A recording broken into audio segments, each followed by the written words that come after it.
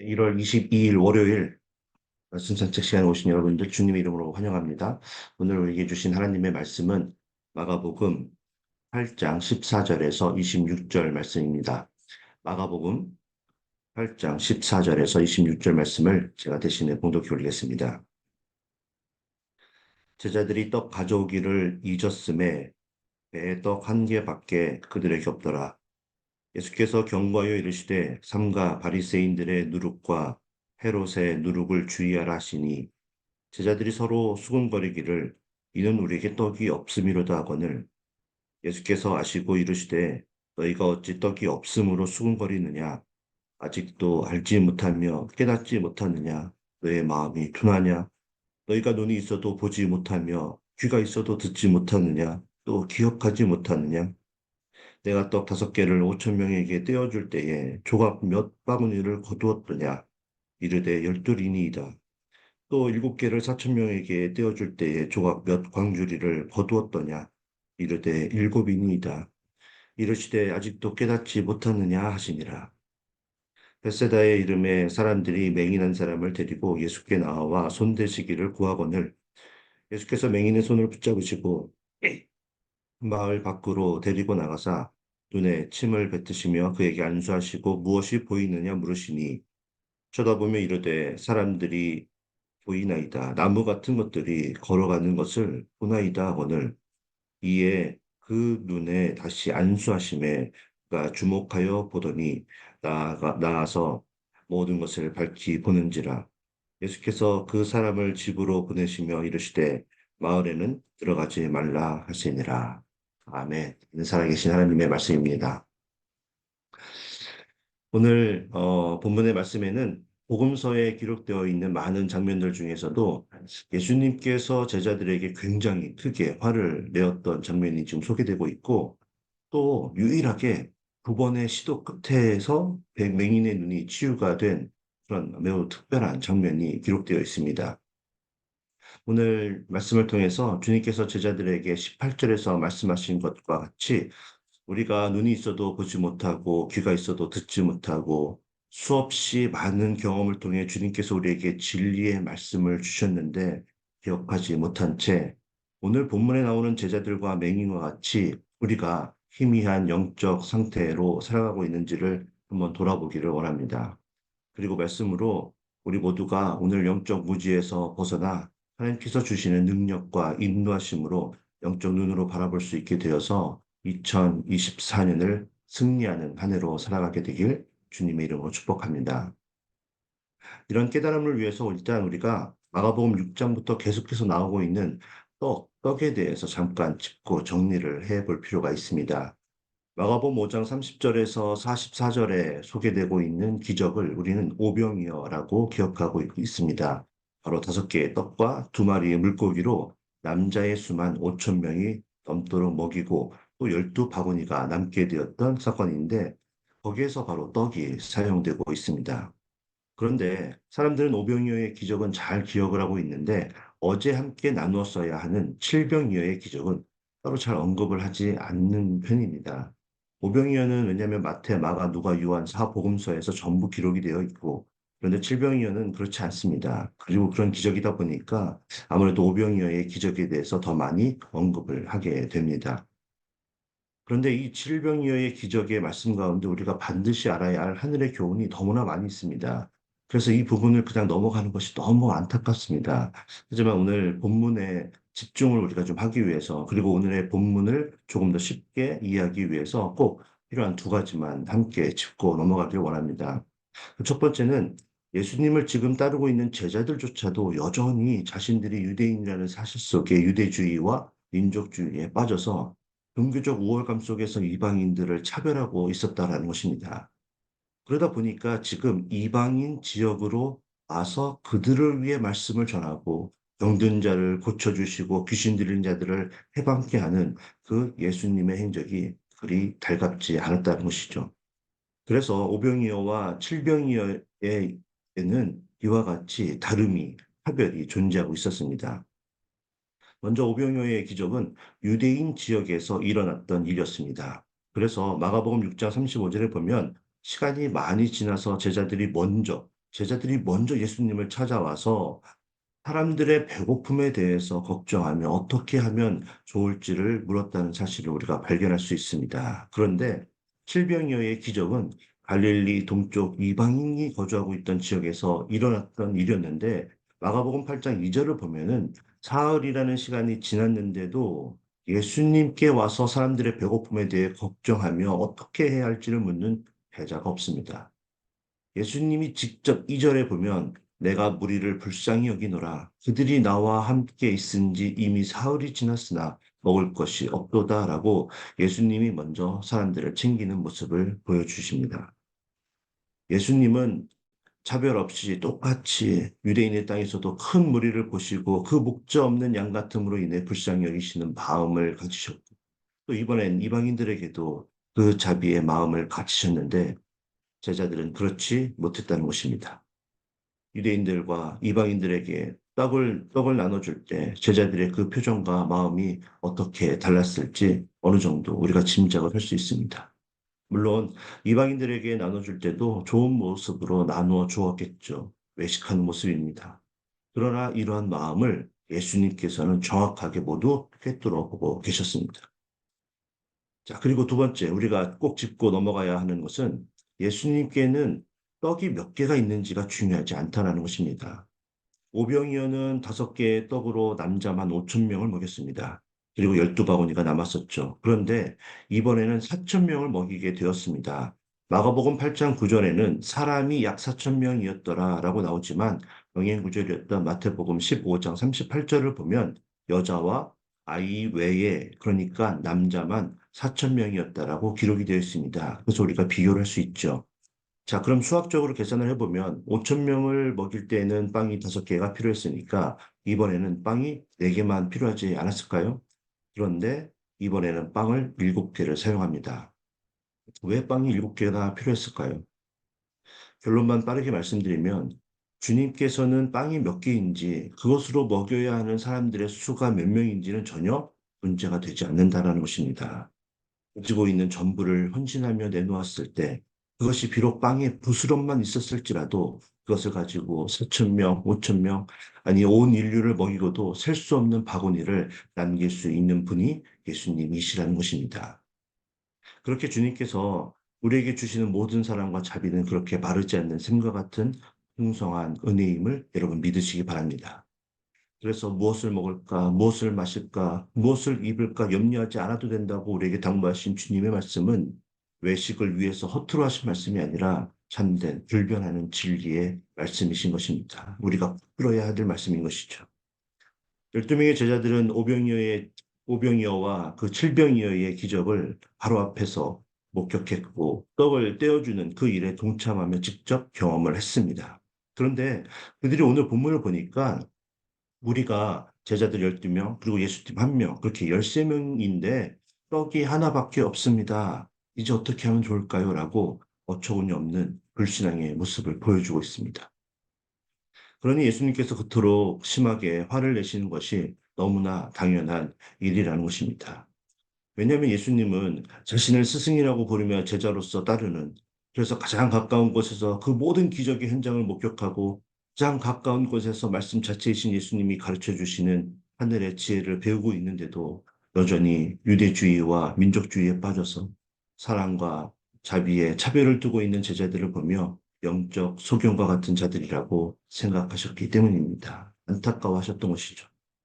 그래서 예수님은 오늘 본문 14절에서 떡이 하나밖에 없다고 말하는 제자들에게 15절에서 바리새인들의 누룩과 헤롯의 누룩을 주의하라고 말씀을 하신 것입니다.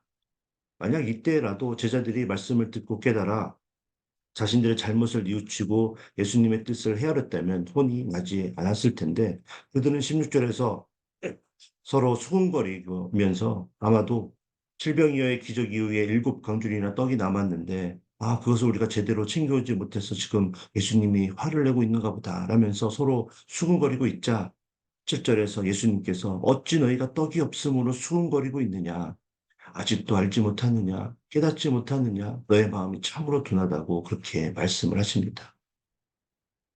그리고 18절에서 눈이 있어도 보지 못하고 귀가 있어도 듣지 못하고 주님께서 방금 전에 베풀어 주셨던 그 오병이어와 칠병이어의 기적조차도 기억을 하지 못하고 그곳에서 보여주신 예수님의 차별 없는 사랑과 자비를 이해하지 못하고 여전히 육체의 그 배고픔만 신경을 쓰고 또 세상적인 방법으로만 문제를 인식하고 해결하려고 하는 제자들에게 안타까이 여기시며 19절에서 21절을 통해서 다시 한번 그 두 기적을 상기시켜 주면서 아직도 깨닫지 못하는 것이냐고 화를 내시고 계셨던 것입니다.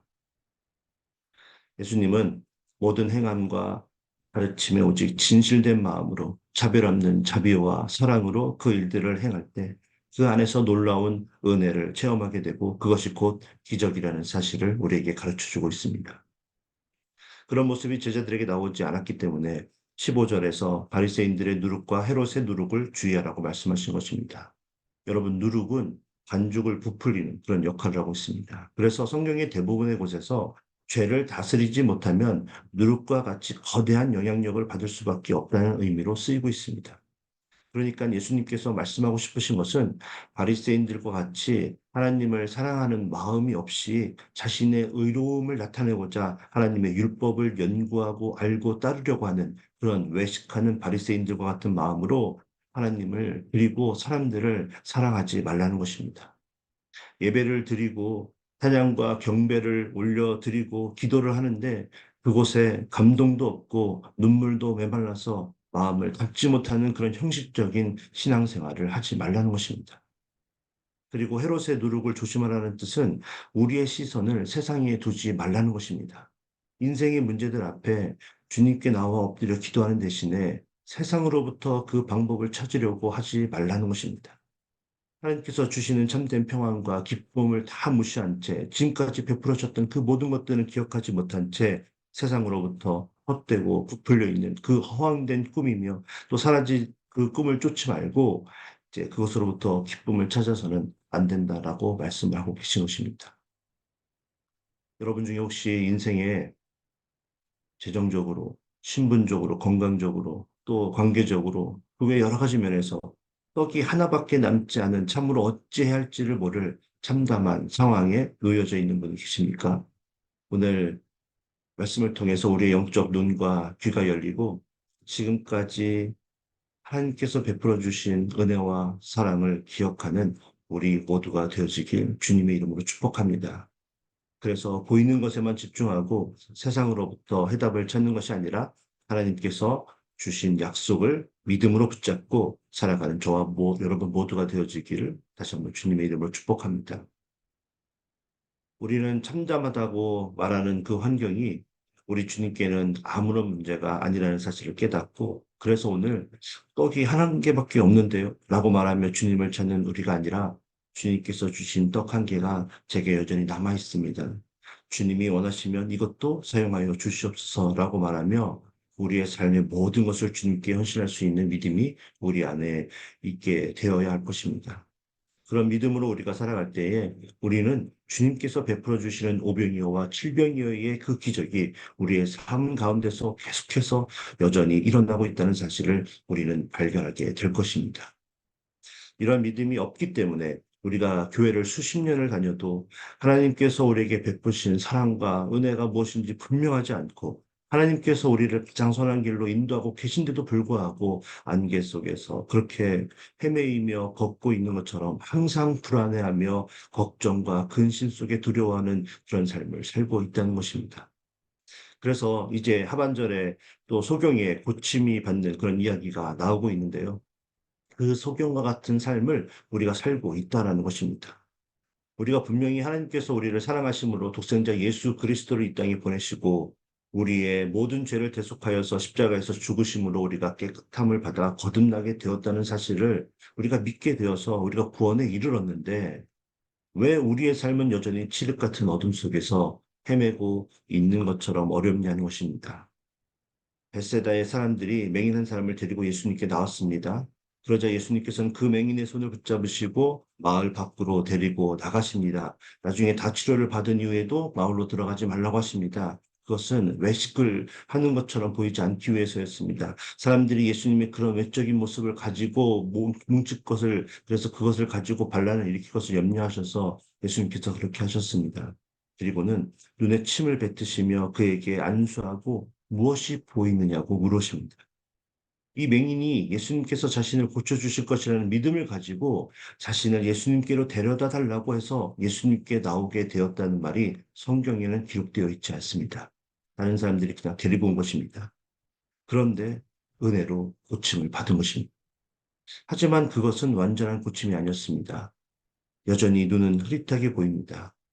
그래서 무엇이 보이느냐는 예수님의 질문에 24절을 보니까 나무 같은 것들이 걸어 다니는 것처럼 보인다고 그렇게 대답을 합니다.